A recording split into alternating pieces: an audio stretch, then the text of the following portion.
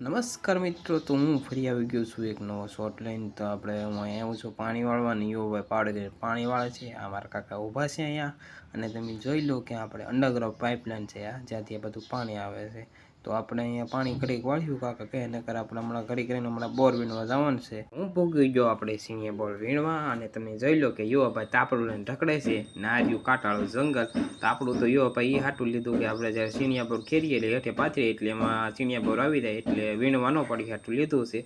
અને તમને સીણિયા બોરની વાત કરું તો હમેરી બોડી જેમાં તમને ઘણા બધા સીણિયા બોર દેખાતા છે. થોડુંક પાણી હેલી દો એટલે તમને સરખી રીતે દેખાય. તમે જોઈ લો કે લાલ સટાક આપણે સીણિયા બોર આવેલા છે આ બોડીમાં.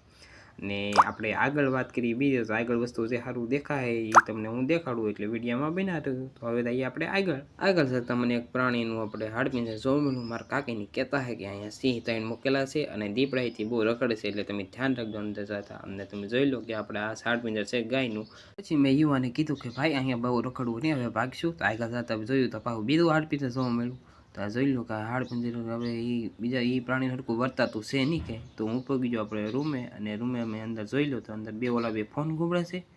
ને આપણે રસોડા બાજુ લઈ ગયો, અને રસોડા બાજુ જોયું તો આપણે કાકી બપોરનું રાંધતા હતા. તો હવે આ વિડીયો આપણે અહીંયા રાખી. વિડીયો સારો હોય તો લાઈક સબસ્ક્રાઈબ કરી દેજો. Tata, good bye.